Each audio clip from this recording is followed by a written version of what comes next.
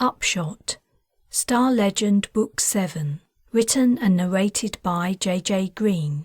Part 1, Missing. Chapter 1. The slim silver rocket sat on its pad, silent and still. It was a miniature of the old models humankind had used to travel to the Moon and then Mars long ago. 4 fins protruded at the base below the oxidizer and fuel sections, surmounted by a nose cone. The rocket was unmanned, though it did contain something that had once been a living human. Within the cone was a box that held the ashes from a cremation. The rocket had no particular destination.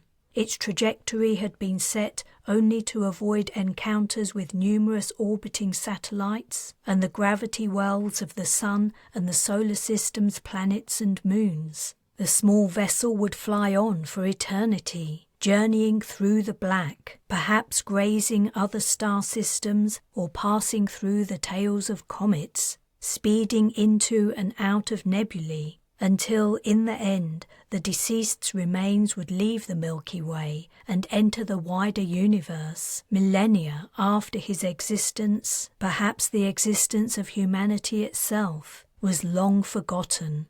Talon sighed and shivered, though the evening was not cold. Funerals always made her uneasy. She'd seen too much death. She was also sick of listening to endless speeches. Dusk approached, and everyone and his brother seemed to want to tell their anecdotes. She hoped the current speaker would be the last.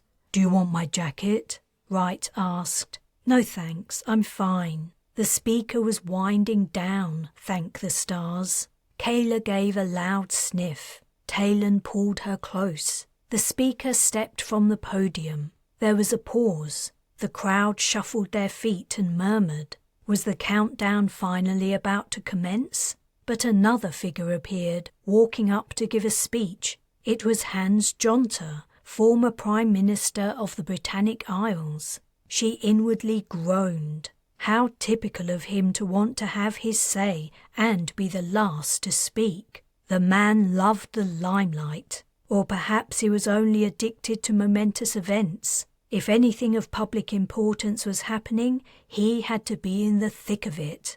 "Lorcan ua Talman," he began, sweeping the assembled mourners with his gaze. He focused briefly on Talon before moving on. "The name conjures memories and images for everyone, does it not? Is there a single person on this planet who has not been impacted by his lifetime of work? Talman touched all of us, and though in his early years the effects were not always positive, I think we can all agree that his later actions more than made up for previous transgressions. He died one of the greatest and most well-loved figures of our time." Kayla sniffed again. Ever since the news had come of Lorcan's death from a sudden massive stroke, she had been wrapped in sorrow. It wasn't only Talman's passing affecting her. While they'd been away from Earth aboard the Defiant, 21 years had passed. Kayla's old school friends had moved on with their lives. The adult men and women had little in common with a 15-year-old. When she'd tried to reconnect, they'd been standoffish. Then Lorcan had died, and her remaining tie with the world she'd left behind had been severed. Wright said softly in Talon's ear, "We can leave straight after the ceremony. No need to stick around for the debriefing." He was referring to the post-launch reception. "Maybe. We'll see." If Kayla's mood didn't improve, perhaps leaving as soon as possible would be best, though it would have been nice to trade reminiscences with friends. Talon had spotted some familiar faces in the crowd, and it already felt like ages since the Defiant had touched down, though it had only been a few months. Jonter's speech was uncharacteristically brief. After he finished, there was a shift in the atmosphere. The select crowd of mourners, standing and seated, silently focused on the rocket through the protective barrier. The countdown began. The fuel ignited and flames roared from the rocket's base, vibrating the structure with propelling force. The gantry decoupled as the countdown reached 0, and the rocket rose smoothly into the air. Fighting gravity, it became a brilliant lozenge and then a speck of light, lost among the emerging stars. It was over. He was gone. Lorcan Uatalman had finally achieved his long-anticipated departure from Earth. With his passing, it seemed that one era was finished and a new one begun. Kayla elected to not go home immediately after the launch, saying, "Uncle Lorcan said sometimes life is very hard, but you mustn't let it get to you. You have to push through and try your best every day." The reception room was already filling by the time they reached it. Dignitaries had been allocated seats at the main table for a formal dinner, while less important attendees could sit at random tables and help themselves to a buffet spread. Talon, Wright and Kayla belonged to the latter category. A live band played background music, and a large screen overhanging the hall displayed scrolling images of Talman at all stages of his life, from a babe in his mother's arms to a dignified, imposing figure with his signature flaming red hair, and then a sprightly old man. Most touching were pictures of him with his wife and children. It was in those photos he looked happiest. Sadly, they had all died in a sinkhole tragedy in Antarctica.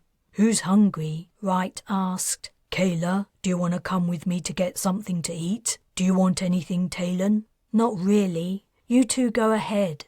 She smiled wanly as he and her daughter headed for the buffet. Even in the most dire straits, Wright never lost his appetite, nor his capacity for comatose-like sleep, for that matter, though lately his nights had been the most disturbed she'd ever known them.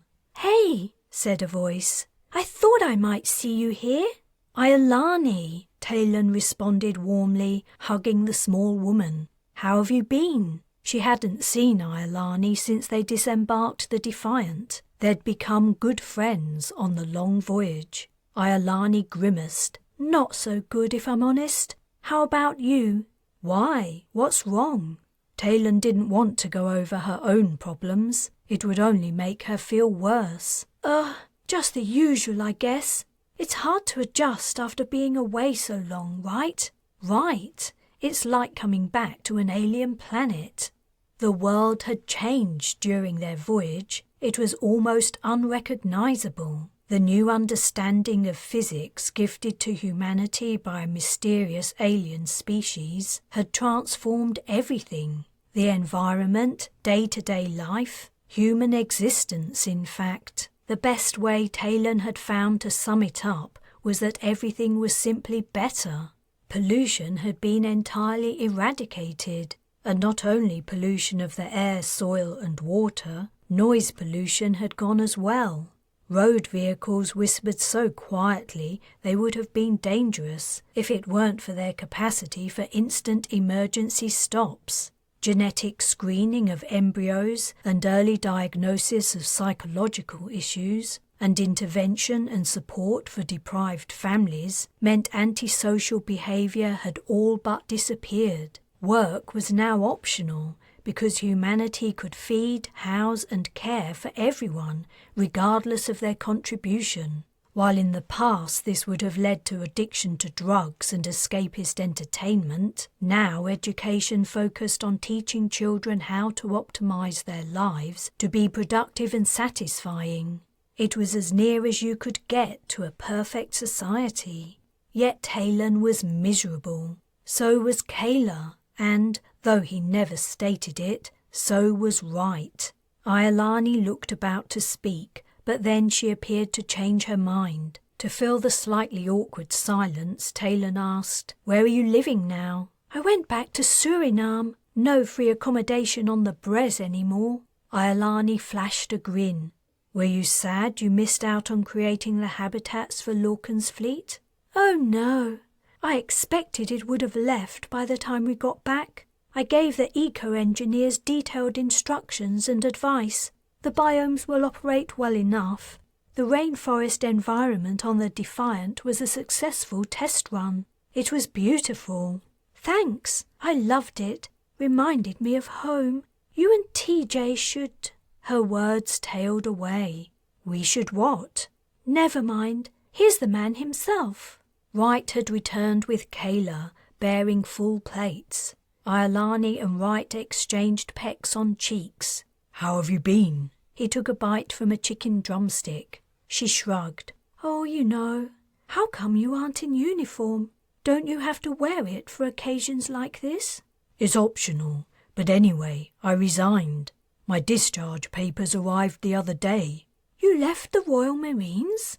He gave a nervous chuckle. Is it such a big surprise? Shooting Talon a glance, he went on. It was always the plan once the Defiant's mission was over. I served for 18 years, or a lot longer if you count time as it passed here. Unfortunately, the pensions department doesn't, but I think I did my part. Oh, absolutely. No one could say you didn't do more than enough. I'm just finding it hard to wrap my head around you becoming a civilian. What are you going to do? Haven't decided yet. Ma'am! Talon had stolen a chip from Kayla's plate. It's one chip. Get your own! Talon rolled her eyes. Shall we find somewhere to sit down? I'm going to need a drink to get through this. More people had begun to arrive, and the crowd was growing thicker and noisier. Sure, said Iolani. I heard the wine is vintage. I want to try some. Lorcan didn't spare any expense for his send-off, did he? Kakoa is here somewhere. You look for a table and I'll find her. We can go over old times.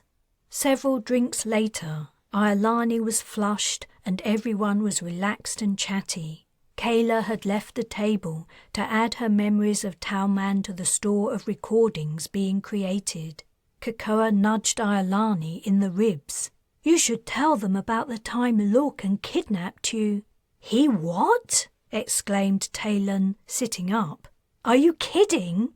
Now's not the moment, said Iolani. Not at his funeral for Star's sake. Besides, he reformed. We should remember him for the good he did. Wright put down his glass and leaned forward, resting his elbows on the table. He kidnapped you? I'm sorry, Talon said. I'm all for not speaking ill of the dead, but you can't mention something like that and not follow through. Yeah, said Wright. Don't leave us hanging.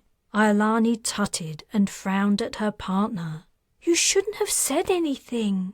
Well, I did. I'll tell them if you like, though I only remember it from my end of events. I don't think you've ever explained exactly what happened to you.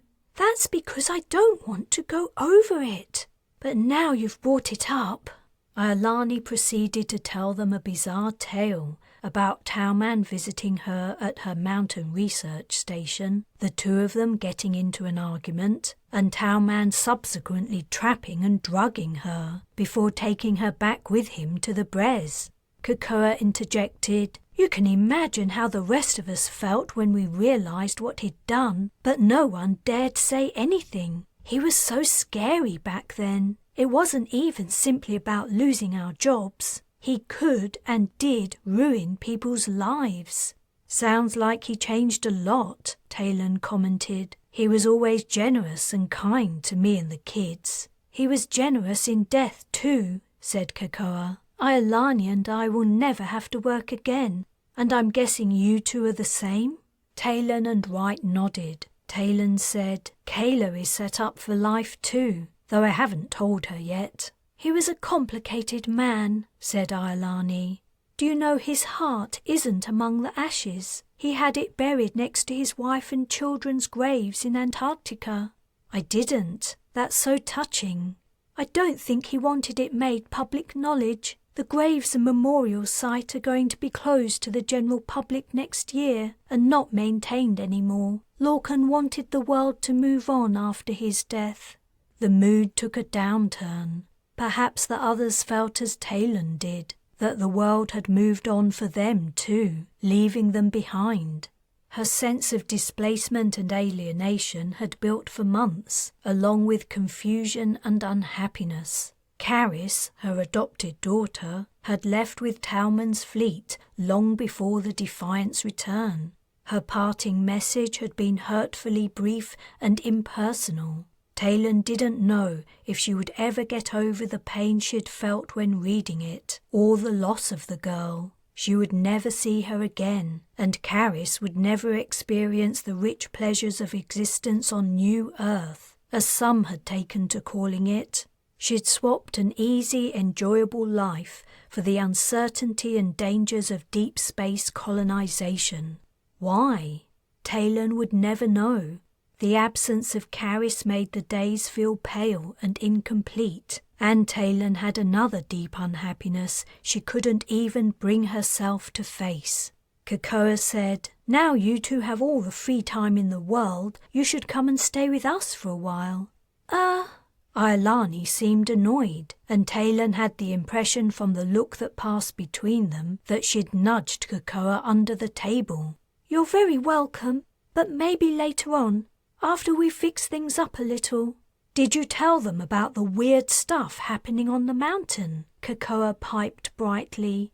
"I don't really want to talk about it." "The mountain?" Wright asked. "Where we live," Krakoa explained. "Iolani's old house is there, and we've been renovating it. The jungle wasn't slow at reclaiming the place, but we're making headway. Or at least, we were." She looked at her partner, who had averted her gaze. "Should I show them the pictures? It isn't going to hurt, surely." "I guess it's okay." Iolani gave an apologetic look. "You guys are like us, trying to get back to normal, right? Only nothing's normal anymore. I don't want to burden you with more bullshit." "It's no problem," said Talon. "I'm interested to hear about it." In truth, any distraction was welcome.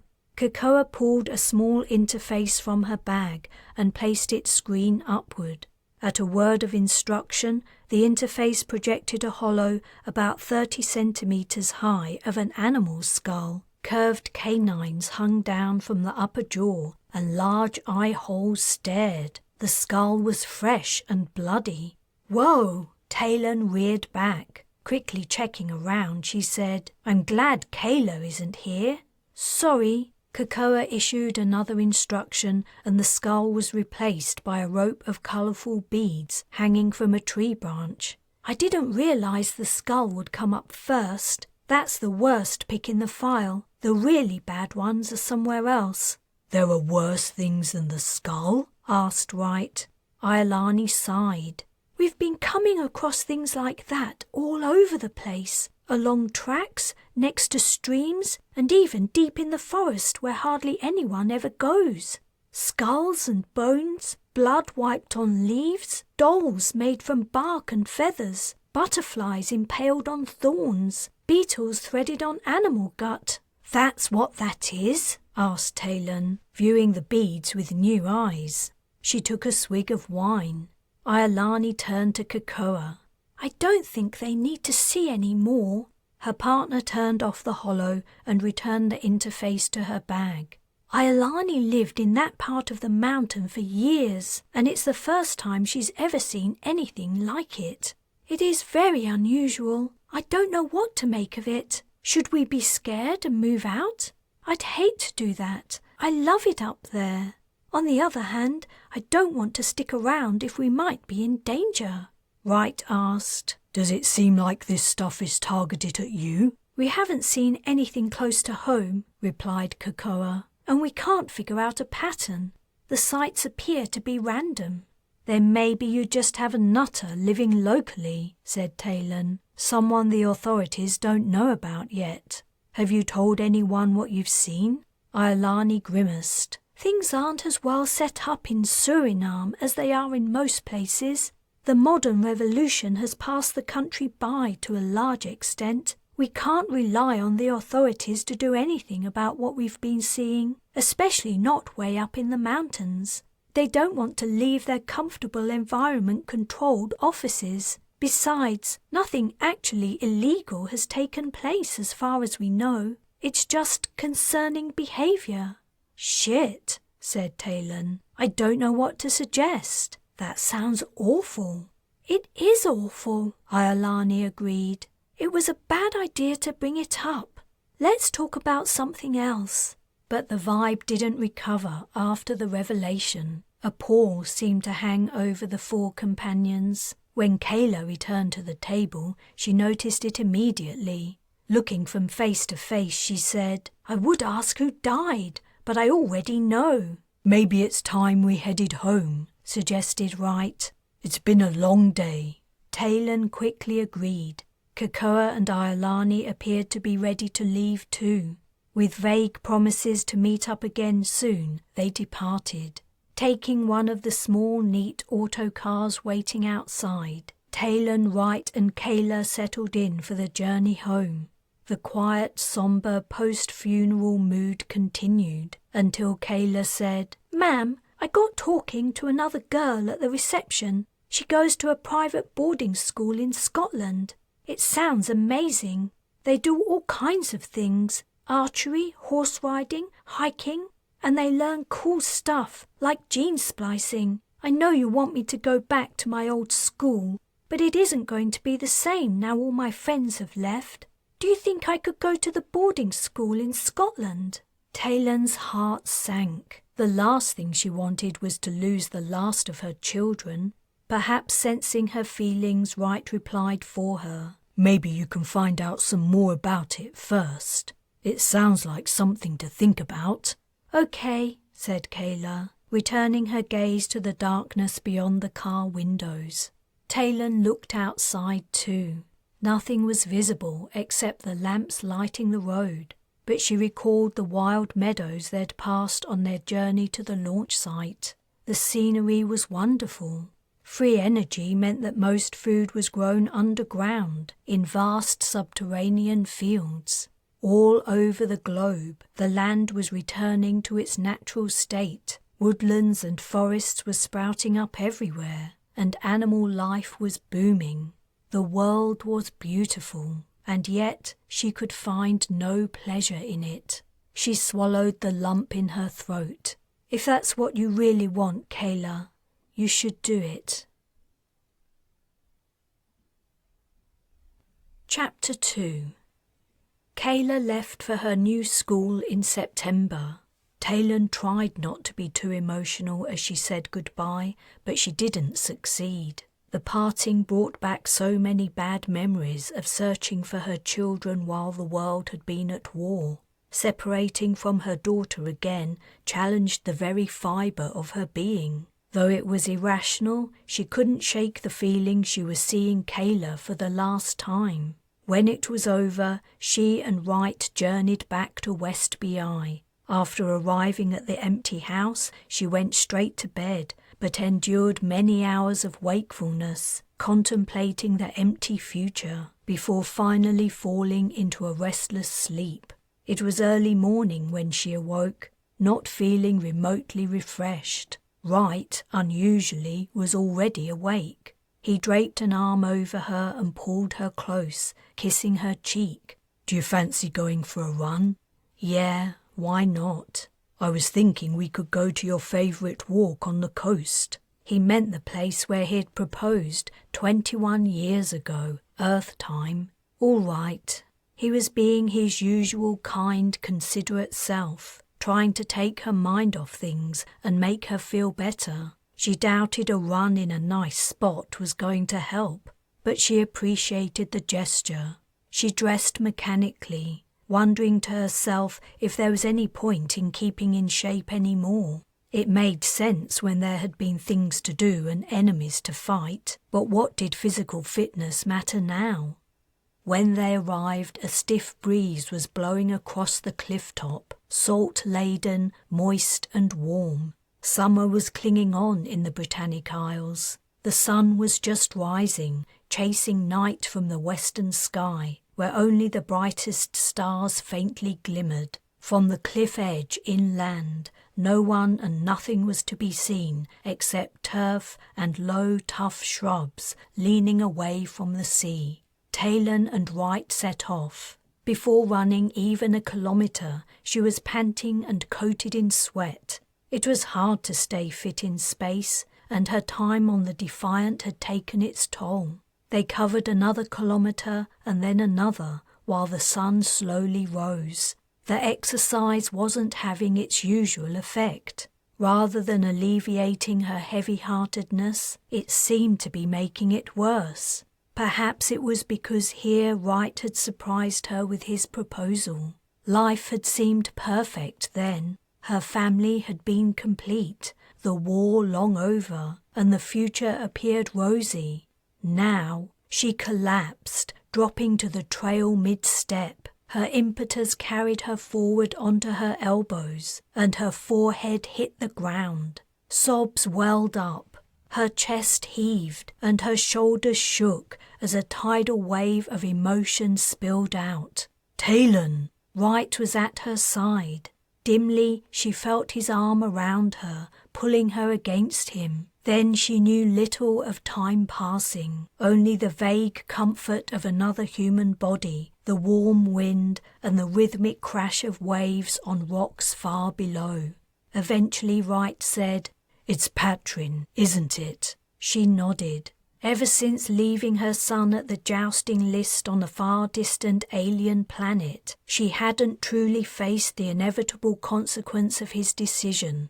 Merlin and Morgan had asked him to remain behind when the Defiant departed. In return, they had conjured the dead personnel back to life and agreed to cease interfering in humanity's affairs. They had been true to their word. Everyone had returned to the ship except the chosen four, Patrin, Arthur, and Carla and Perrin Orr. The Defiant had flown back to Earth without incident, and the skein mappers had reported no further external influences on human society. There had been no time for a proper goodbye, but Patrin had been sanguine. He hadn't really understood what he'd agreed to, despite Talon's attempts at explanation. Arthur knew. His expression had been grave, yet he hadn't tried to dissuade the boy. Perhaps as a king who had dedicated himself to serving his people, he accepted the gesture of sacrifice.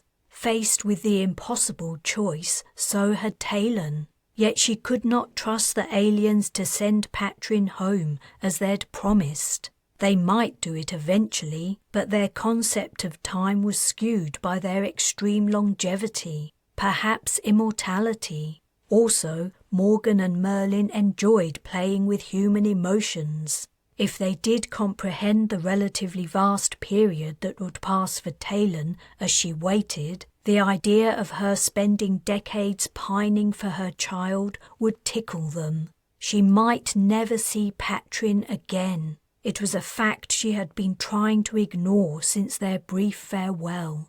She could never see her son again. She had only just been able to admit it. He might. Don't say it! Please, don't say it! She didn't want him to spark a ray of hope in her heart.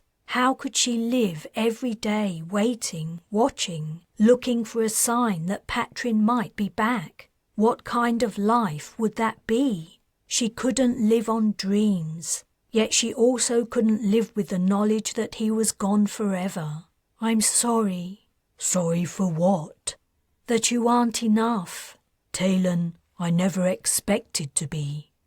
Some time later, they got to their feet and began the walk back to the car park, hand in hand. She felt numb. Tomorrow stood out in her mind as a mountain to climb, and the day after that, every day would be the same. The days would melt to weeks, months, and years, all containing a giant gaping hole. She would not live her life, she would endure it. Neither of them had thought to order an autocar as they walked back, so they had to wait for one. As they stood in the car park, Wright said, "Why don't we go and visit Iolani and Kakoa in Suriname? It would be a change of scenery and might help take your mind off things." She shrugged. "If you like. We can go by airship. No need to hurry. Kayla won't be back until Christmas."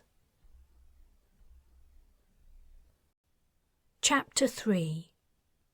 The mountains of Suriname spread out below, steep slopes cloaked in deep green, tendrils of cloud wreathing their peaks. As the airship approached a valley, it began to descend, drifting gracefully down from the heights. The engine noise was a mere murmur against the background sigh of gentle winds.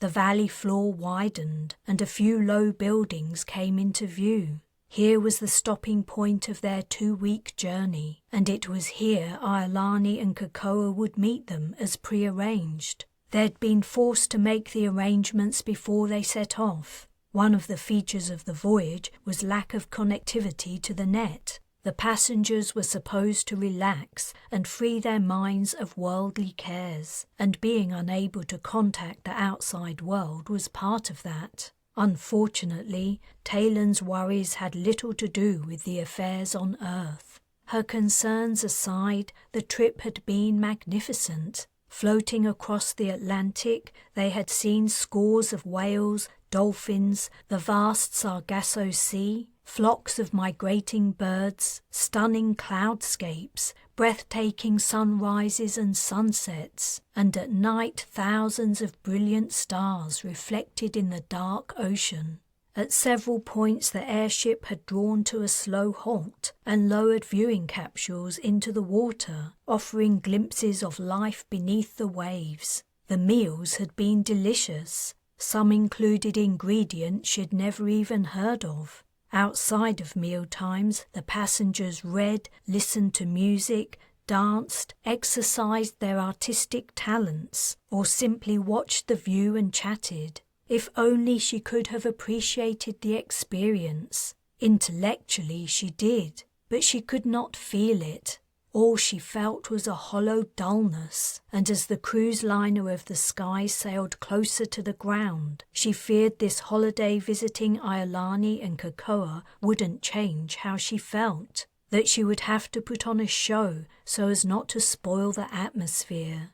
They were watching from their balcony as the airship descended. As if sensing her thoughts, Wright put an arm around her. "Let's just see how it works out. If we aren't having fun, we can make our excuses and leave. They'll understand. There won't be any hard feelings." A question that had burned in her mind for a long time surfaced. In her misery she asked it, prodding old scars. "You know when you and Iolani were on the Dauntless, did you have a thing going on? When Talon had refused to go on the mission, and she and Wright had parted ways, neither knowing if they would see the other again. He had told her not to wait for him, yet she had waited. Had he waited for her? He was watching her from the corners of his eyes. "What makes you think that?" "Nothing in particular. Did you?" He pulled her closer. "No, Iolani and I did not have a thing going on." She sensed there was more than he was telling her, but she didn't push it. There were some things it was better to not know. The gondola hung 50 meters off the ground. A grassy expanse awaited it, along with 10 or 12 men in red and white striped t-shirts and denim jeans. A shout went out from the ship, and coils of rope unfurled until they dangled at full length. "They aren't going to pull us down, are they?" Talon asked. "Only the last 20 meters or so. It's part of the experience." In other circumstances she might have chuckled. Naturally, the airship could land perfectly safely under its own steam, but men dressed like fairground roustabouts hauling it in was more quaint and charming. A man leapt and caught the end of a rope, and in a minute all of them were pulling hand over hand. The gondola kissed the grass, and its descent came to an almost imperceptible halt. The men tied the ropes to pilings with a flourish. The journey was over. It was time to disembark. Talon and Wright picked up their suitcases and walked out into the sunshine. Tropical, moist air, tinged with floral scents, enveloped them. An automated transporter waited to take the luggage to the arrivals terminal. After depositing her suitcase, Talon took a final look at the immense balloon that had carried them across the ocean, swaying in the breeze, before setting off with Wright across the field. Environmental controls within the arrivals hall provided short-lived relief from the heat and humidity, and then they were outside again, officially checked into Suriname. I thought Iolani and Kokoa would wait for us inside, Talon commented as they stepped into the sunshine. A few tour operators and hawkers had been awaiting the airship passengers. Wright was scanning up and down the road that ran across the front of the building. I thought so too, or they would at least be out here.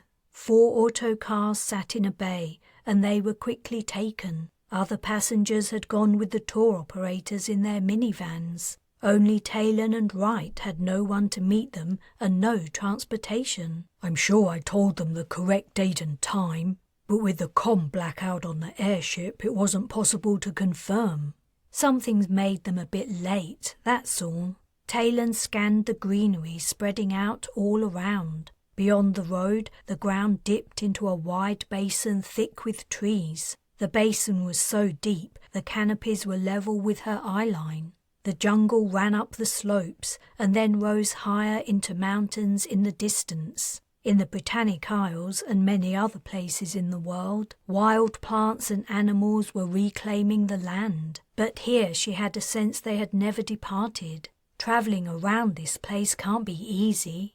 The airship port was far from the capital and smaller cities and towns, deliberately so, in order to fit in with the escape from the hustle and bustle experience. By coincidence, it also happened to be near the mountain where Iolani and Kokoa lived. Wright fished in his pocket, brought out an earcom and popped it in. It's working.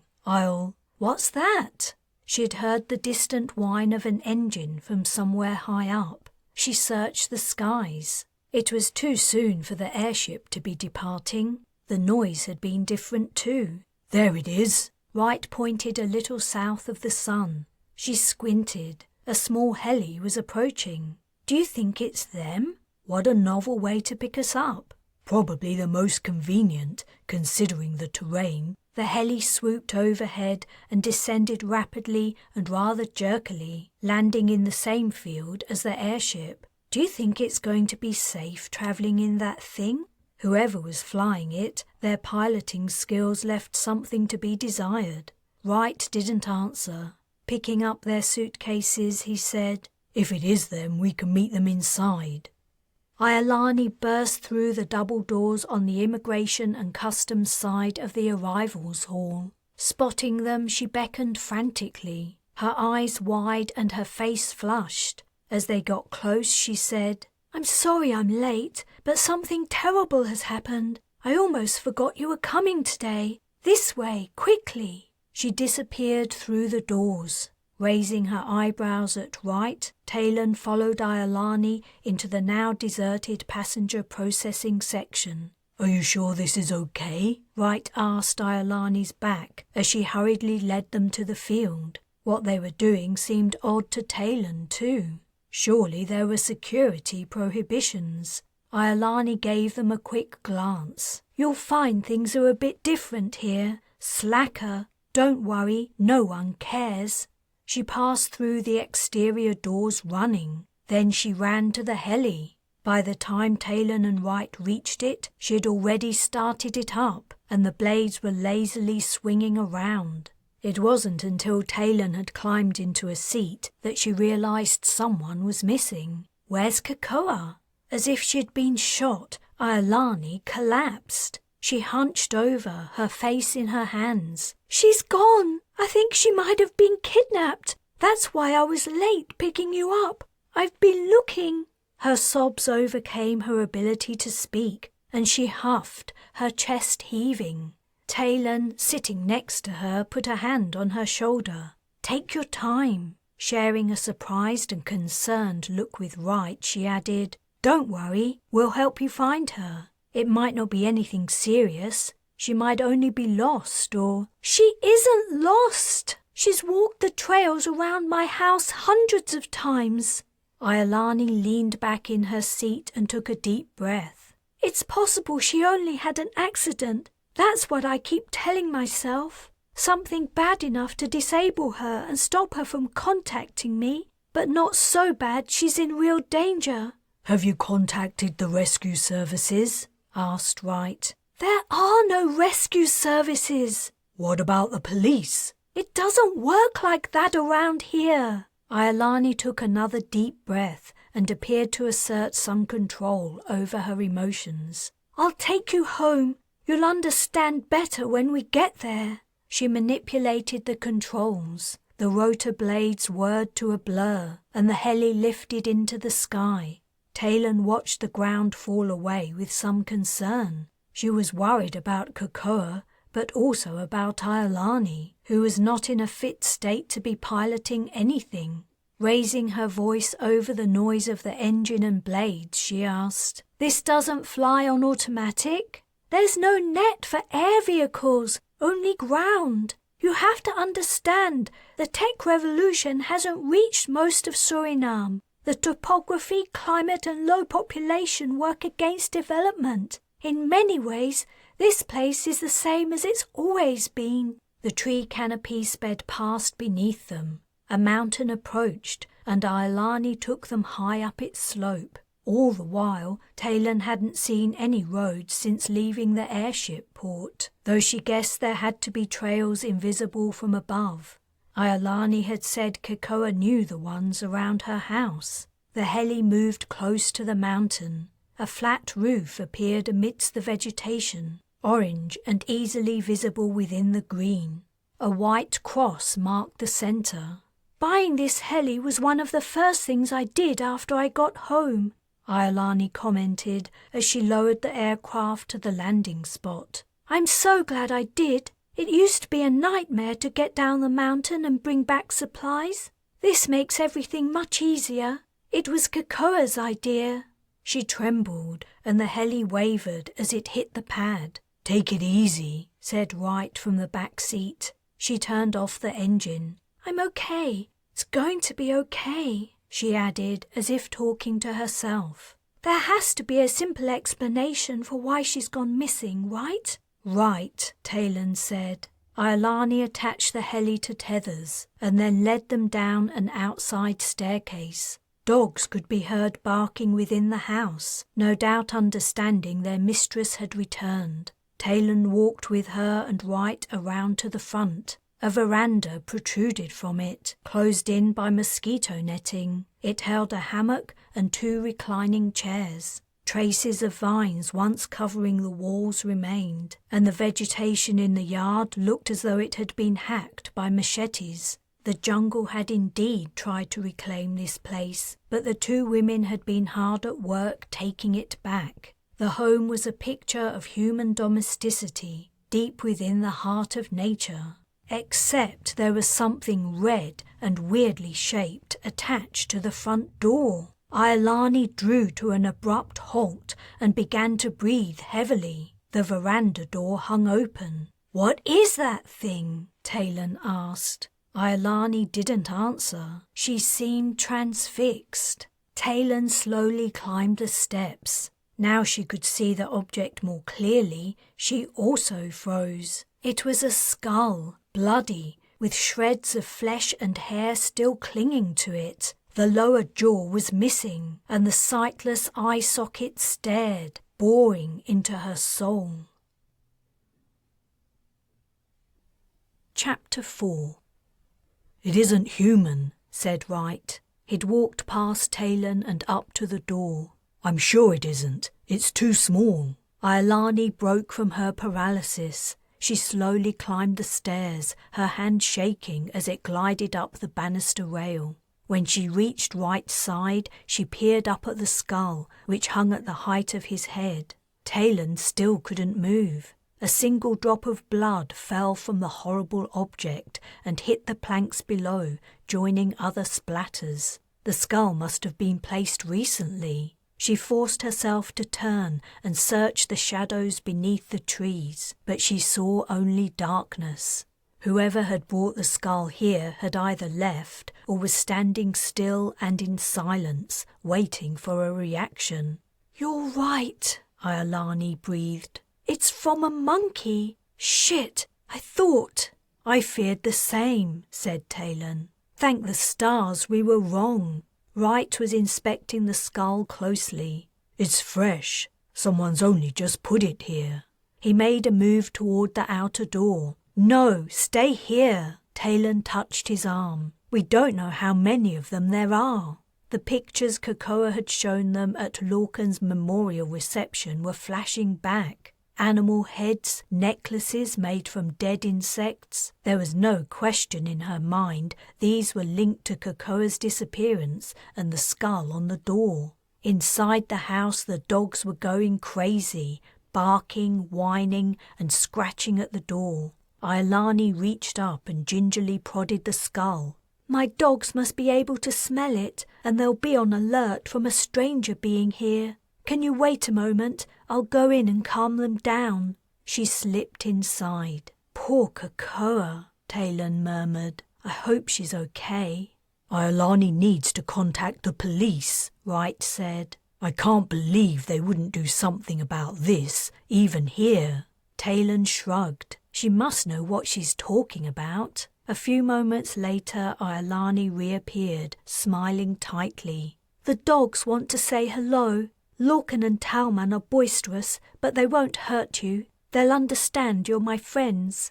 Lorcan and Talman? Talon asked. He was the scariest person I knew. For a while, I couldn't resist naming them after him. She opened the door. 2 large, black, short-haired hounds bounded out. The first place they went was the skull, but Iolani ordered them away. Next they sniffed Talon and Wright thoroughly, though they were sufficiently well disciplined to not jump up. The head of the tallest one reached Talon's waist. She didn't know their breed and speculated they weren't purebred. Iolani must have chosen them for their ability to intimidate, which they had in spades. Cocoa usually takes them with her when she goes for a walk. She didn't today. They ate something they shouldn't have in the forest, and they were suffering the repercussions all night. If only they'd gone with her. Let's go in, said Talon. Iolani's home had a natural simplicity to it that, having come to know her well during the Defiant's voyage, Talon would have expected. It was compact too. The main area combined kitchen, living and dining room. The furnishings were plain but good quality, and fresh tropical flowers were the principal decorations. Sit down, Iolani said. You must be tired after... You need to contact the police, Wright interrupted. Now. Whoever put that skull on your door won't be far away. If they hurry, they might still catch them and find out what's happened to Cocoa. Iolani's shoulders slumped. I suppose it's the only thing I can do, but it won't do any good. You'll see. She left through one of the inner doors. I don't get it, Wright said. In any other place in the world, contacting the authorities would be the automatic action if a loved one went missing. Why is she so reluctant? I guess she knows how things operate here better than us. Then what else is there? I mean, we can look, but our chances of finding Cocoa without outside help are next to nothing. I wish Arthur was here, Talon ruminated. He can read a trail like no one's business. I wish we had guns. Iolani returned, looking even more forlorn. They're on their way. They should arrive in a couple of hours. 2 hours? Wright echoed. As I keep telling you, Iolani said with uncharacteristic vehemence. Things work differently in this country. Besides, the police have to bike up the mountain. They don't have air transport. Can't you collect them in your heli? Talon asked. Iolani turned despairing eyes to her. They would refuse. It would be an insult to them. They would take it as an implication they couldn't do their job. If I offered, they would be even less inclined to help me. That's insane, said Wright. I agree. It doesn't change anything. She sighed and sank down into a seat. The dogs circled and then plonked themselves on the floor at her feet, glancing up adoringly. Please, Sit down." When Talon and Wright complied, she went on, "It's partly to do with my rep. When I lived here before, I was the mad woman who lives on the mountain. The local people didn't know about the work I was doing, or if they did know, they didn't understand or appreciate it. Living up here when you have the option to live in the city in a nice modern house with access to all the amenities is crazy. Only the very poor or very stupid do it. I don't know which they thought I was, but most people I dealt with treated me with condescension or contempt." She smiled wanly. "To the locals, I wasn't a world-renowned scientist doing vital research to help save the planet. I was a weirdo, a moronic hermit, and my reputation has stuck. Even now, decades after I left, they still see me the same way, though now their feelings about me are also riddled with deep suspicion. How did I stay young for so long? Am I the daughter of the previous madwoman? I get questions like that whenever I show my face in town. I could hear the suspicion and disbelief in the dispatcher's voice just now when I explained the situation. The police will come, but they won't hurry. They most likely believe I'm making it all up for attention, and, regardless, they're generally so incompetent they wouldn't be able to help anyway." She stood up. "We're going to be waiting a while. Let me get you a drink." "Iolani," said Talon, "the love of your life is missing, and you have maniacs attaching monkey skulls to your door. You don't need to be the gracious host." "You're right." Her chin trembled. "I know you're right, but I don't know what else to do." "I'm going into the forest," Wright announced. "If we wait 2 hours, whoever's doing this will be long gone." "But they're dangerous," said Talon. "And you aren't armed. Anything could happen." "We can't sit by and do nothing." "All right, but you shouldn't go alone, and I don't think we should leave Iolani by herself." "Then stay with her. You know I can look after myself." "You don't know. Lorcan and Talman will protect me," said Iolani. "There's no need to worry. That's why whoever's taken Cocoa waited until she was alone." "Wait," Wright said. "Did you try sending the dogs out to find her?" "It was the first thing I did, but they got halfway down the main track and began sneezing. Then they wandered around as if they were confused." "Sneezing?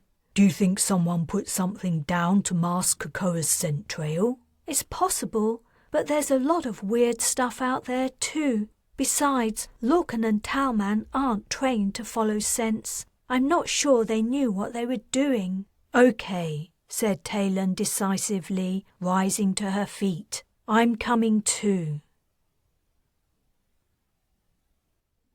Chapter 5. They checked they were in full comm contact before leaving. Even in Suriname, comms worked effectively. The fact eased Talon's concerns about Iolani being alone, albeit with 2 massive hounds between her and potential attackers. "Those dogs, huh?" Wright remarked as they crossed the open patch of ground in front of Iolani's house. "I was just thinking about them too. Lorcan and Talman?" She chuckled, but then the seriousness of the situation hit. "Do you have any ideas on what might be going on?" He halted at the edge of the jungle. "What Iolani said about her reputation makes me wonder if this is intended to get her and Cocoa to leave. Maybe they'll release Cocoa soon, now they've given her a fright." "I hope that's all it is. I certainly wouldn't want to stick around here after everything that's happened." They stepped under the canopy. There was a clear track leading away from the house, which they followed. The heat and humidity quickly closed in, and the air buzzed with insect life. As Talon became coated in sweat, she too questioned the wisdom of living in this inhospitable, isolated, lonely place. The cool climate of West BI was far preferable.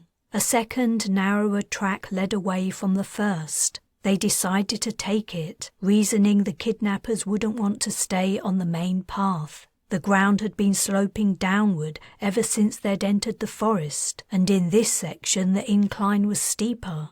They were soon grasping vines and tree roots for safety. A third track appeared. It was little more than a trace of slightly clearer ground. In her previous life, Talon might not have even noticed it, but accompanying Arthur on journeys through wild places had taught her to be more observant. Wright agreed it was worth a closer look, and they took it. As they descended, the sounds of jungle life had been growing louder. Rustling in the undergrowth and high in tree branches, the calls of birds and perhaps other things, the flash of a disappearing reptilian tail. But there was no sign of human activity, current or recent. "Maybe they didn't come this way," said Talon. "Iolani mentioned that Kokoa knew all the trails around the house, so there must be lots of them." "We're only 20 minutes out. Let's go a little far." Ah! He'd slipped. Wright slid away down the moist slope before Talon could grab him. He fell meters, bumping against roots and protruding nodules of ground, reaching for but failing to grab anything that might stop his descent. Talon looked on in horror, unable to help. He disappeared from sight. She called after him, rapidly climbing down the track and nearly falling too. Then the sounds of his progress stopped. "Wright, are you okay? Where are you?" Oh shit!" "Wright, what's happening?" He didn't answer. She could hear him moving, however, and headed toward the sound. "I'm down here," he finally said. "Be careful, it's really steep. Actually, it's better you don't come down. I'll climb back up." "Wait there, I'm coming." She still couldn't see him, but she could guess where he was. The faint trail they'd been following had been made clearer by his passage. Bruised foliage, bent stems, and patches where the moss had been scraped away, revealing the almost black earthy leaf mold, marked the path.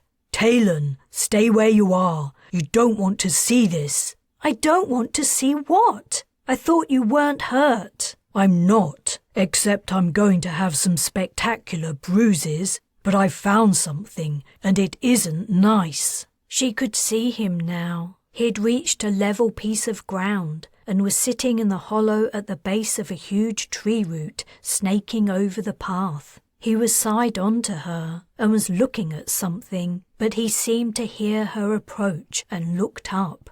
"I told you to stay where you were." "You know how good I am at following orders, and besides, you're not my CO anymore, Major Wright." He'd been promoted, but Major Wright was her go-to tease. He was covered in mud and green streaks of moss, and also...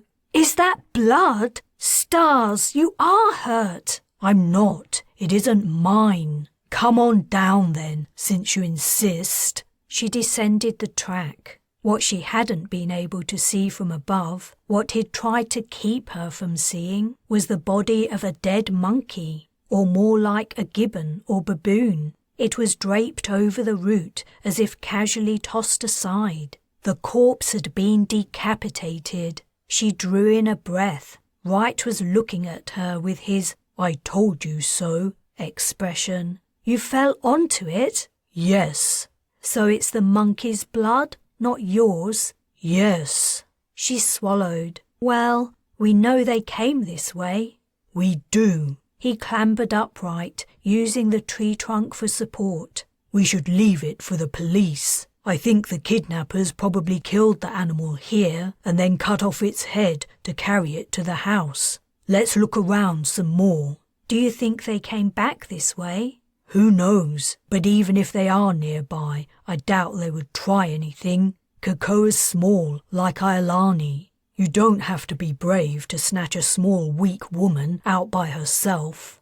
As they continued downward, the sound of running water supplemented the noises of the forest. They came upon the source quite suddenly. A fast-running stream crossed their path. A log had been placed across it, but the log was wet and slimy and seemed extremely likely to aid passage into the water rather than over it. Beyond the stream the jungle grew even thicker, and the track appeared to entirely fail.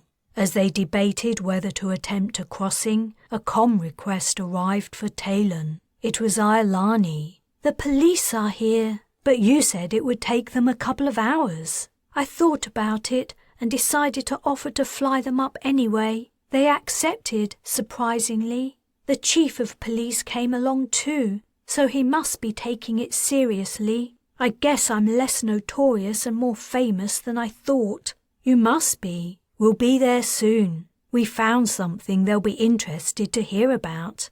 She and Wright began the climb back.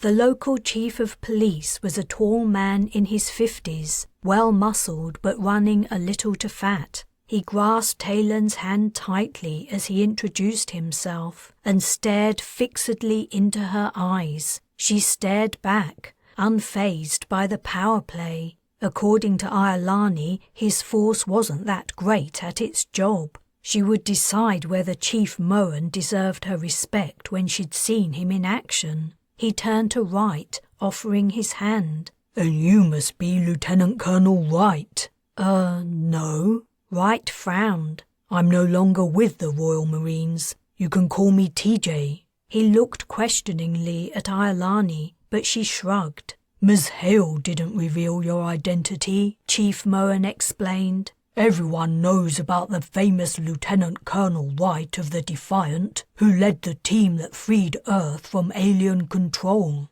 Wright seemed even more puzzled, and so was Talon. How did he know who Wright was? What was more, if anyone could be said to have led the team, it was Fleet Admiral Yorkson. At least as far as the public were aware that was the case. In reality, Yorkson had been at a loss when it came to the battle on the alien planet. Abacha had thought up the tactics, and it had been Patrin who had defeated Merlin in the joust. Perhaps Moen knew Wright from the airship manifest. They'd had to state where they were staying when passing through immigration control, and the chief had put two and two together. In some ways, the local police weren't as inefficient as Iolani thought. Talon hoped her husband's apparent fame would spur Chief Moen to do his best to find Kokoa. Iolani had put her dogs in another room. She looked overwhelmed and near tears. Whines, scratches, and other occasional sounds of canine dissatisfaction leaked out from behind the closed door. The chief had brought 3 subordinates with him, 2 of whom were inspecting the monkey skull, their hands encased in latex gloves. "We found the rest of that in the forest," Talon said, gesturing at the skull. Or rather, Lieutenant Colonel Wright did. Wright threw her a withering look. "I fell onto it, unfortunately. We left it where we found it." "Interesting," said Moen. "You remember where it is?" "Certainly. I'll conduct a coordinated search. If it weren't for the monkey skull, I would suspect this was just another case of an unwary hiker getting lost or getting themselves into trouble. But there may be something else going on." "No shit," Talon muttered, louder than she'd intended, drawing the gazes of everyone in the room. She gave a small cough. Wright rolled his eyes. "First," said Moen, "I'd like to take a look at the monkey's body, if you wouldn't mind, TJ." "I'll stay here with Iolani," Talon announced. Wright and Moen left, the 3 officers accompanying them. They'd put the monkey skull into an evidence bag and then inside a cooler. Iolani placed the cooler on the veranda, closed the door, and then let her dogs out. Talon made her sit down while she prepared drinks for both of them in the small kitchen. Iolani was weeping by the time she returned, carrying their glasses. Lorcan and Tauman had rested their heads on her knees and were watching her mournfully. "I can't help thinking I'll never see her again," Iolani said between sobs. "Whoever's done this is probably only trying to scare you and Kokoa. Don't give up hope. Is there any reason someone might want you to move out?" Iolani sniffed. "Not that I can think of." Believe me, I've done a lot of thinking, trying to figure out who it might be and why they're targeting Cocoa and me. But I can't come up with anything. We literally have no face-to-face contact with anyone except shopkeepers in town.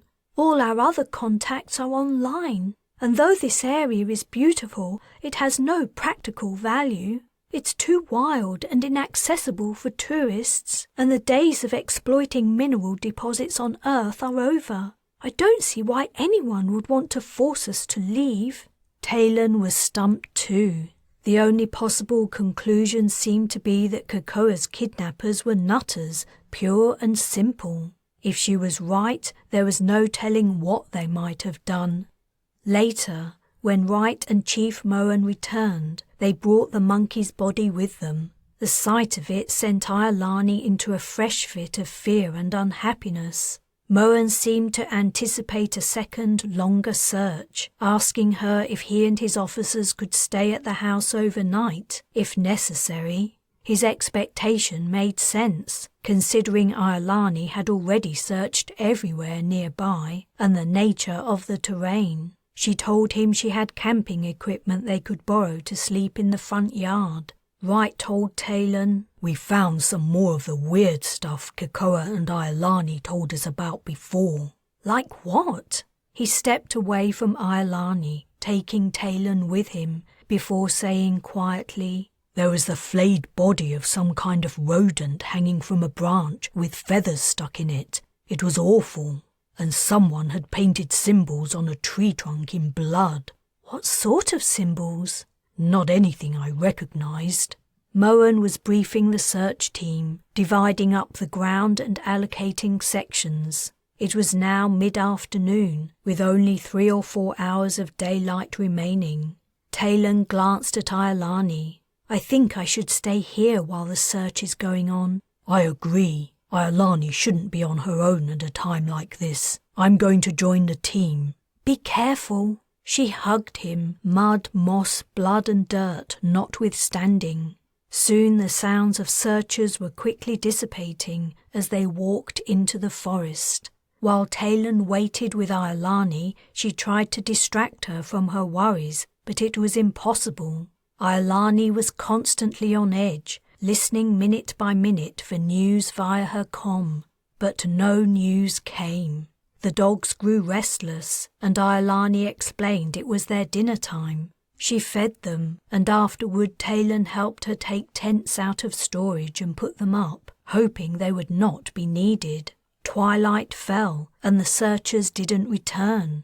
Their tents remained empty in the yard. The forest was dark and silent, save for the sounds of the wildlife. When dusk arrived, there was still no sign of the police officers or Wright. Talon sat with Iolani on the veranda, looking out into the shadows. Lorcan and Towman lay on their stomachs facing the screen door, heads between their paws, ears pricked. The stridulation of insects filled the air. Not a breath of wind moved. Above, brilliant stars pierced the black velvet sky. "Do you think they found something?" Iolani asked. "Is that what's taking them so long?" It was impossible to answer. "I'm sure they'll be back soon." Talon was growing concerned. Night had fallen, and the forest wasn't easy to navigate even in broad daylight. As she decided to come right, Iolani leapt to her feet. "What's that?" Something was moving among the trees. Talon also stood up. The dogs padded to the door and pressed their noses against the netting. Rustles sounded from the vegetation. The glow from the veranda light revealed agitated leaves and fronds. A deeper noise started up, a bass-level rumble. Lorcan and Towman were growling, and the fur on their backs bristled. Iolani faced Talon. "Should I let the dogs out?"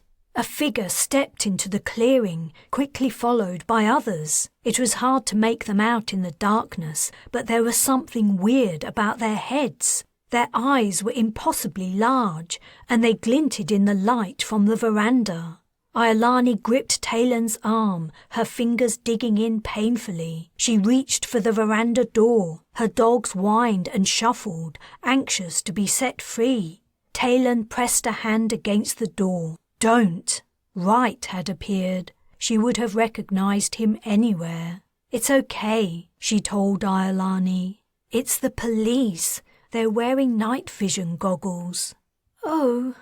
Iolani's small remark held a world of sadness and disappointment. From the stooped, tired gait of the searchers, it was clear Cocoa had not been found, or at least not alive.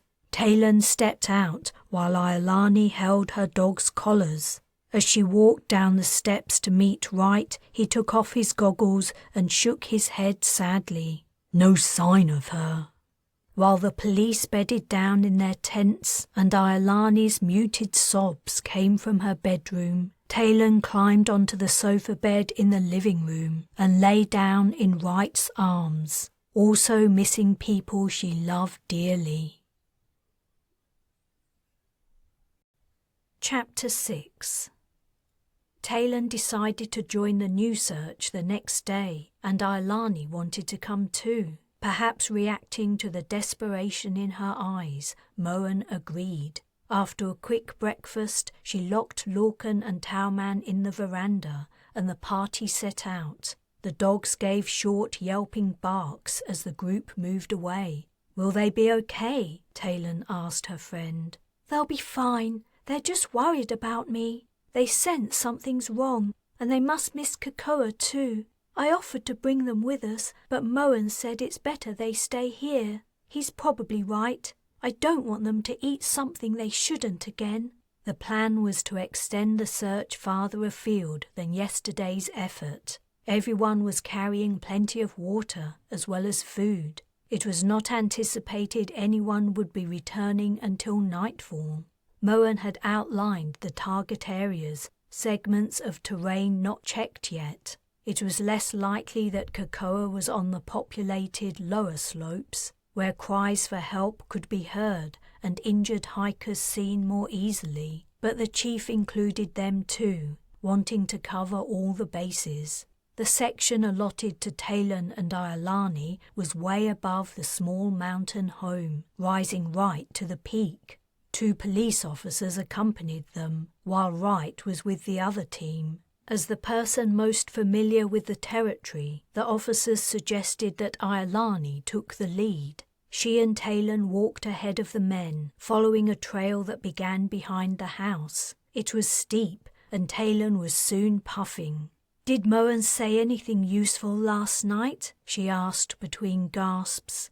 The chief had pulled Iolani aside for a private conversation after his return. Only that he's leaning toward Cocoa's disappearance being simple misadventure, not linked to the monkey's head. He saw the other strange items yesterday, and I showed him the pics we'd taken, but he said it's probably kids messing around. The same with the head. But there aren't any kids around here, and anyway, a child could never have hammered that skull into your door. And what about the body of the monkey? Is he seriously suggesting a kid could have killed it? I heard those things can be vicious.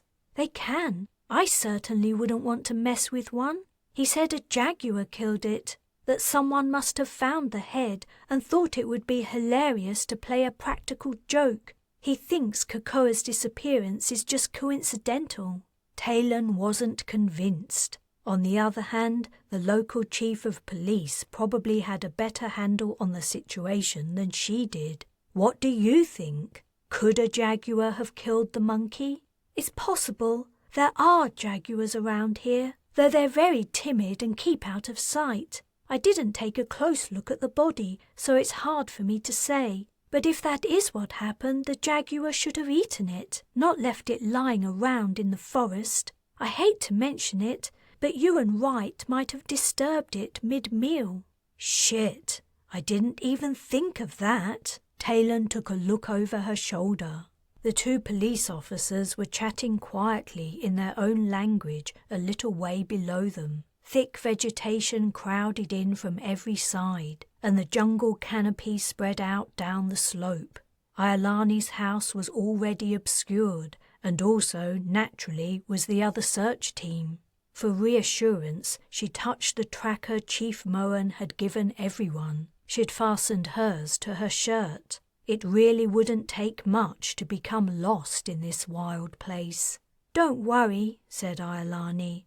"A jaguar would never approach a group of people." "You don't think—" "Kokoa wasn't attacked by a jaguar. I walked these trails for years while I was doing my research, sometimes without dogs. I only caught glimpses of jaguars a handful of times. We're not one of their prey species." "Any tips on what to look for?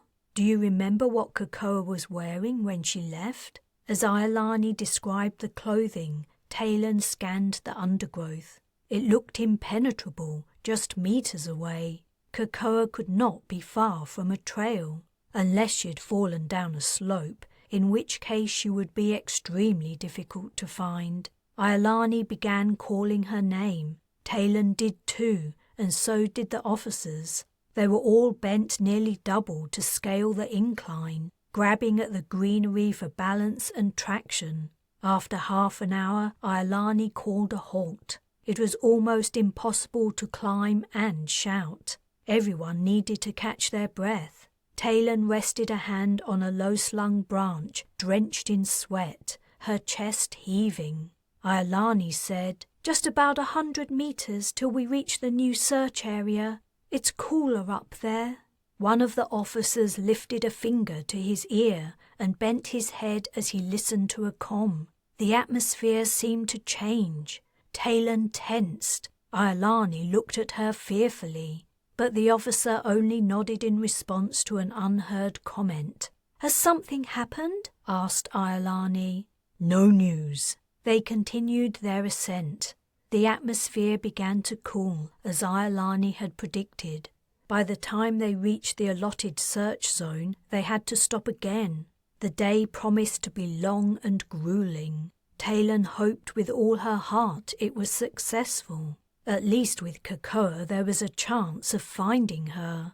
Talon's own loved ones were beyond reach. She sank down onto her backside, heedless of the dampness of the ground penetrating her pants, sucking in lungfuls of humid air.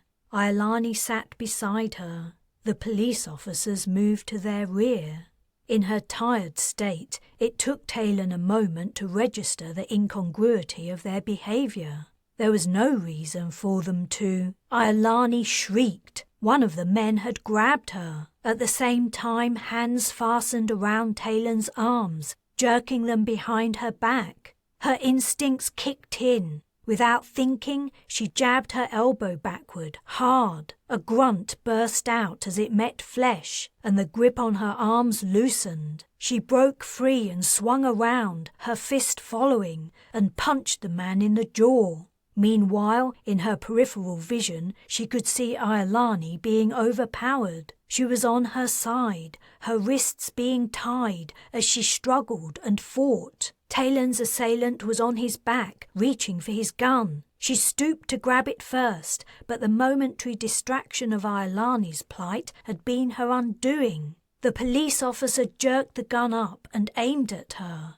She froze. He didn't speak, only held her gaze, while his companion completed Iolani's capture. The man gestured with his gun. "Turn around." "What's going on? Who are you?" Were they even the police?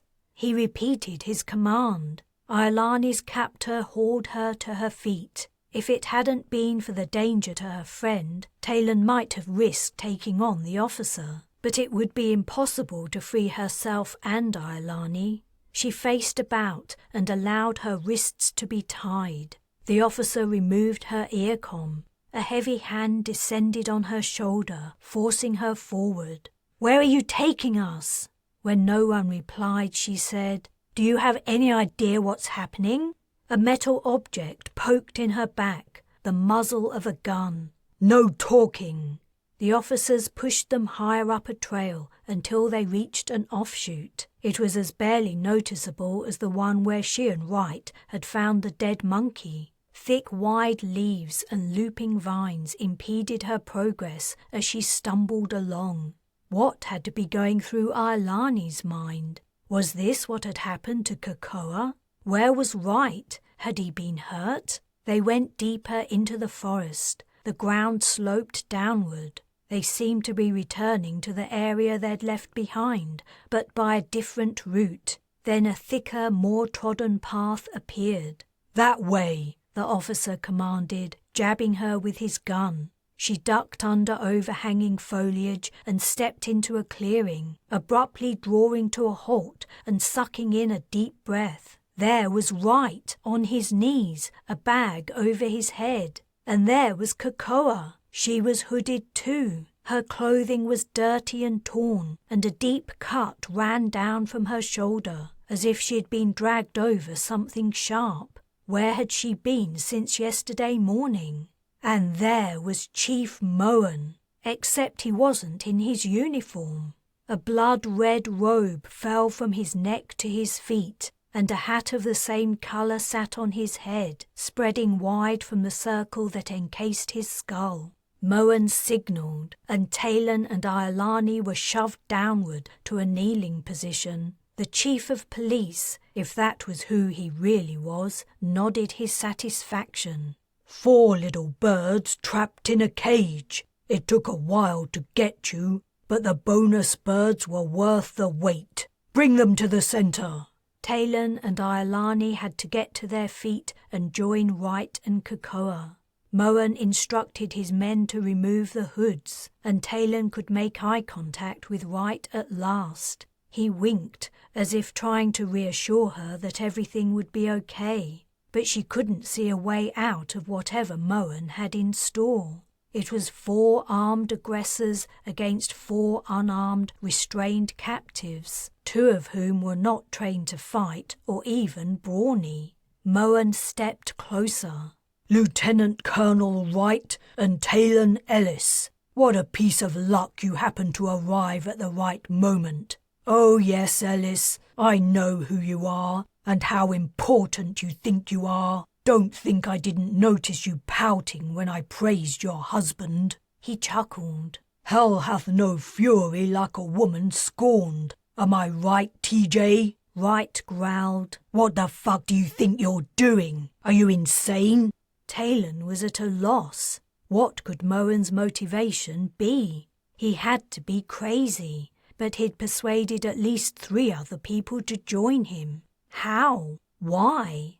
"Let the others go," said Iolani. "You've clearly got a beef with me, but there's no need to drag innocent people into it. Let Cocoa, Wright and Talon leave, and I'll do whatever you want." "No way," Talon protested, "and not until I've made these bastards pay." "That makes 2 of us," said Wright. Moen smiled. "So, Ms. Hale, we have another person full of her own importance. Please don't flatter yourself. Wright and Ellis are more valuable to me than you. They were just far less reachable, living as they do in civilized lands. Did, I should say. Kidnapping is so much easier here."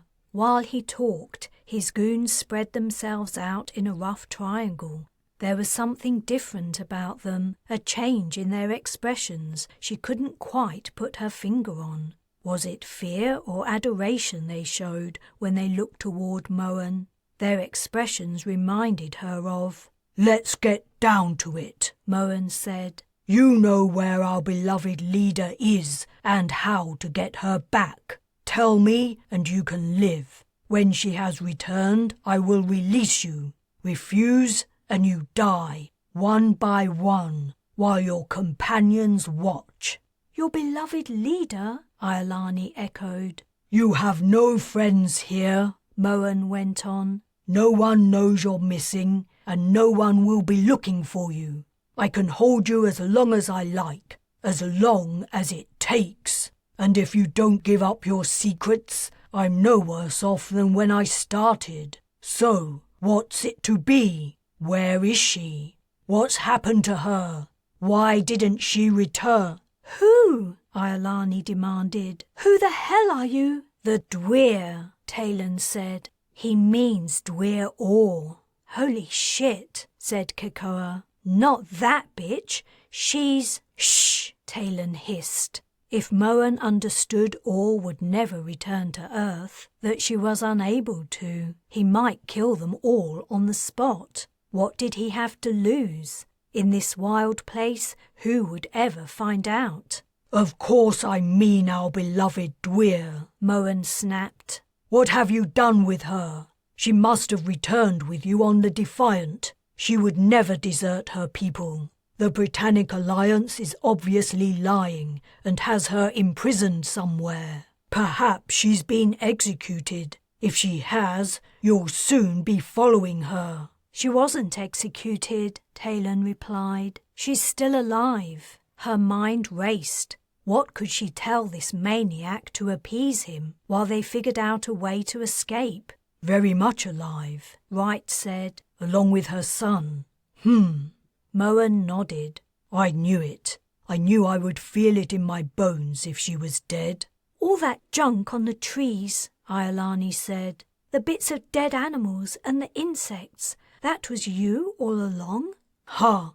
I don't make the offerings. Those are the sacrifices of lesser people. It's my duty to keep the faith alive, and I've done my duty, like my father did before me. I've kept our beliefs strong all these years, and now it's time for my reward, for my triumph. I will return the Dwyer to her faithful followers. More are already on their way here, when you tell me where she is. Release us and I'll tell you, said Talon. Not before. If we tell you now, there's nothing to stop you from killing us anyway. Maybe you'll just have to trust me, Moan replied, hooding his eyes. If we're dead, you'll never find your Dwyer, Talon insisted. You'll never get another chance to capture someone from the Defiant. You'll never get Ore back. And what will you do then? Just how furious will she be, how disappointed in you, if she discovers you had your chance and fluffed it? Doubt momentarily clouded Moan's features, but then manic savagery returned. If I release you, you will never tell me, when you've worked so hard to prevent her fulfilling her destiny. I will make you reveal her location, one by one. His gaze travelled to each captive. I will test you. I have many ways, and finally one of you will prefer death and an end to the pain, or an end to the suffering of someone you love. And then I will know the truth. He approached Wright and jabbed a finger at him. Turning to one of the police officers, he said, Start with this. Wright pistoned to his feet, thrusting the top of his skull into Moan's jaw. The man's head snapped back, and he staggered before collapsing. Talon ran at another of the officers, driving her knee into his solar plexus. When he was down, she booted his temple so hard the judder ran up her leg. He was out cold. Meanwhile, Wright had gone for another of the officers. The men wrestled on the ground, Wright holding down the arm that held the gun with the weight of his body. The third officer, a woman, aimed her weapon uncertainly at Talon, fear in her eyes. Talon stalked toward her, brow lowered. You wouldn't dare! Chief Moan groaned. He was beginning to come around. The female officer's gaze flicked to him and then back to Talon, the resolve on her face strengthening. Talon ran at her. The flash of a pulse round lit up the scene like lightning. Agony exploded. The grassy ground rushed up to Talon's face, and suddenly she was down. All she could feel was pain. It occupied her world, shutting out all sound, all vision. Distantly, she heard herself screaming. Chapter 7. She was alive. By some miracle, she was alive. The pain had barely abated, but her brain, as if finally understanding there was nothing she could do about it, was allowing information in from her surroundings.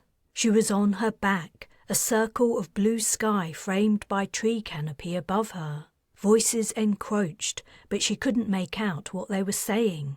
With a monumental effort, she turned her head to the side. Moen was back on his feet, though he still looked groggy. Blood dribbled from his mouth, his hat had fallen off, and his ridiculous robe was askew. The officer she had knocked out sprawled on the ground, motionless. Perhaps she had killed him. The two others flanked Moen, staring down at... Shit! Wright had not got away. The man he'd been fighting must have overpowered him. Maybe he'd been distracted by her getting shot. He lay between Iolani and Cocoa, his wrists and ankles fastened to stakes. "We won't be seeing a repeat of that incident," Moen was saying, "because I will start with you, Lieutenant Colonel. You will be the first to suffer, and the experience will put you out of action. Will you reveal the Dweir's location? This is your final chance." Wright cursed bitterly, and his gaze shifted to Talon, deep grief etching his features. Then they made eye contact. Shock and joy broke out over his face. He shifted. New energy seemed to flood him. He looked up at Moen and the officers, apparently reassessing the situation. But what could he do?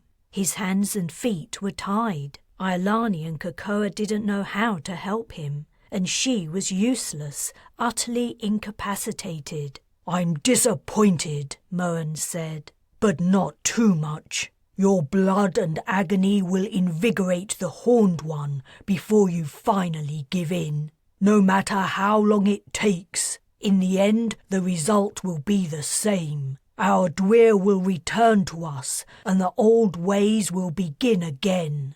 He took a step back. The officers dragged Cocoa and Iolani to the edge of the clearing, leaving Wright by himself in the center. Then they returned. The man took out a knife. Talon's heart froze. Wright looked at her again. She knew his meaning. "Look away. Don't watch." But her attention was fixed by horror. She couldn't close her eyes. The man slit Wright's shirt from his pants to the collar, and the woman pulled it over his shoulders, exposing his chest. Talon whimpered. Moen swiveled, his eyes blazing. "Ellis is still alive? Even better. The Horned One will have 2 blood sacrifices today." I'll... She couldn't get the words out. The tiniest movement sent shards of pain lancing through her. But a worse agony was what was about to happen to the man she loved, the man whose unending kindness, generosity of spirit, and loyalty had kept him by her side, flawed as she was.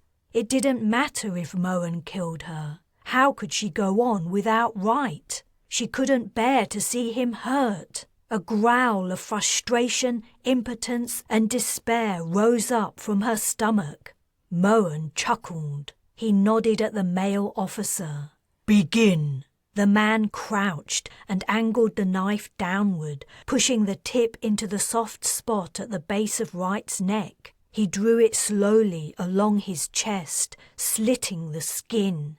Wright's muscles bunched and his jaw tightened, but he didn't make a sound. Iolani and Cocoa softly gasped. One of them, Talon could not see who, began to weep. Still, Talon could not look away. The scene was surreal, unbelievable, impossible. How could she have thought her life no longer held any happiness when... There was a rustle of vegetation, the drum of fast padding, and a black blur flashed into the clearing. The creature leapt for the male officer. The attack was almost silent as the man fell to the ground. He didn't even manage to scream before his throat was ripped out. A brief gurgle emanated as blood flooded from the wound in gushes. For a second, Talon thought a black jaguar had entered the clearing and launched into a predatory frenzy. Would it kill them all? But it was not a jaguar. Lorcan and Tauman had escaped the veranda. As the first dog to appear turned from the dying man, the second arrived and instantly went for Moen, who was a statue of terror watching his officer die. In a flurry of snarls and snaps, Moen also fell. The dog loomed over him. Futilely, his hands waved and legs kicked as the animal busied itself around his head and throat. Meanwhile, the first dog focused on the only crusader who remained standing. It lifted its lips to reveal sharp, bloody teeth, a deep growl vibrating the air. The woman's gun rose, shaking violently as the whites of her eyes shone out in the shadows. Her other hand rose as if trying to steady her aim. The dog leapt. Talon had not been able to close the distance between her and her assailant before being shot, but the animal had no such problem. Lorcan and Tauman's attack was over in less than a minute. Moen and the 2 police officers were dead. The third had stayed unconscious throughout the ordeal. Wright was silent, his cut chest quickly rising and falling. Kokoa gaped, her face pale. The dogs trotted to Iolani, tails wagging and ears pricked, their muzzles drenched in blood. They nudged her happily and then sat down, anticipating pats. "Good boys," she murmured. "Good boys." Chapter 8. Iolani had used her heli to fly Talon to the nearest hospital. No doctors or nurses asked any questions about who she was or how she'd sustained her wound. It was the way things worked here. The medical professionals told her she should not have survived. A few millimeters deeper penetration of the round would have injured her heart sufficiently to stop it beating. And that would have been that. Certainly, Wright had been correct to conclude she had died. He'd seen enough soldiers killed by pulse fire in his time. His wound was superficial and quickly healed by the application of a gel. Within hours, his body responded and sealed up the cut without even leaving a scar. Her recovery and recuperation would take longer, but the prognosis was she would suffer no lasting physical effects. The same could not be said for her psychological state, not by her anyway. She would never forget the time she had come within a whisker of seeing the man she loved tortured to death. Kokoa had also recovered from her ordeal. She had been hurt by her cultist kidnappers, and the night she'd spent gagged and bound in the jungle had taken its toll, but she emerged unscarred. Lorcan and Tauman had required treatment too, for the damage they'd done to their paws and mouths as they broke through the veranda netting. No dogs ever received more loving attention to their injuries. Iolani wasn't sure what exactly had alerted them, but she guessed they must have heard her or Talon's screams. On the day before Talon was due to be discharged, Iolani and Kokoa came to see her. Wright had stepped out to stretch his legs. He'd barely left her side all the while she'd been in hospital. "Are you going straight back to the BI?" Kokoa asked. "I think so. I mean, Suriname's nice, but the Crusader cult hangover is putting you off." "Something like that." They chuckled, but then Iolani grew serious. "Talon, I'm so sorry." "Don't apologize." She had been waiting for this. "Don't take responsibility for those maniacs' actions. None of what happened is your or Kokoa's fault. I would hate it if I left here knowing you blamed yourself. So please, don't." Iolani sighed. "All right." "What about you?" Talon asked. "Are you going to leave the mountain now?" "We thought about it." She shared a look with Kokoa. "And we're still thinking about it. We haven't been back to the house yet. We've been staying in a hotel with the dogs while the police complete their investigation." "The police? How can you trust them?" "They've admitted the corruption in their ranks and invited the Global Nations Security Division to oversee an internal inquiry. But there's no saying whether Crusaders exist outside the force. Do you remember Moen telling us more of them were on their way?" "I do." Iolani looked down and shrugged. "Like I said, we have some thinking to do." Would the world ever be rid of the influence of the Earth Awareness Crusade? Talon doubted it. Despite all the improvements that had taken place while she'd been on the Defiant, one thing hadn't changed: human nature and its habit of developing weird beliefs. If it wasn't Crusaders, some other strange cult was bound to pop up. "I know what you should do," Talon announced. Iolani looked up. "Come and stay with me and Wright in West BI. We have plenty of room now Kayla's gone for the autumn term. You can get away from all this heat and humidity and decide what you want to do, depending on what the police discover." "That sounds like a great idea," said Cocoa. "But what about Lorcan and Talman?" asked Iolani. In truth, Talon had some reservations about the dogs now she'd seen them in action, though she would be eternally grateful to them. "They can come too." Iolani grinned. "Then it's a deal." Cocoa chuckled. "I think Lorcan Talman finally redeemed himself for kidnapping you, in spirit at least." Wright returned, bearing a coffee in each hand. "Oops, I didn't know you had visitors. I can go and get some more." "Never mind that," said Talon. "I have some news. Iolani and Cocoa are coming home with us." "Really? Fantastic. We can show them around." "I would love it," said Cocoa. "I've never been to the BI." Now that the next few months of her life were decided, sudden tiredness hit Talon, and she yawned. "We should let you rest," said Iolani. "You're still recovering." "No, it's okay." But her friends were already standing up. Cocoa said, "I'll comm you, TJ, about flight tickets, etc."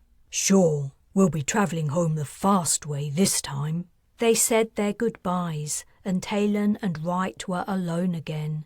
She took his hand. "Though we've had a bloody awful time, one good thing has come of it, for me at least." "What's that?" "When we were in the jungle, and I really thought we'd had it, when I thought I was going to lose you, and in the most horrible way." She swallowed the lump that had formed in her throat. "Let's not talk about it." "I want to. I just wanted to say, I learned to appreciate what I have. That's what I'm going to focus on from now on, appreciating what I have." "I see." He put a finger to his lip. "Does that mean I can expect to be waited on, hand and foot? Bacon and eggs for breakfast every morning? Back massages every night?" "Now wait a minute. Don't get ideas above your station, Major Wright." He kissed her. The end. This has been UPSHOT, Star Legend Book 7, written and narrated by J.J. Green. For more J.J. Green books, visit jjgreenauthor.com.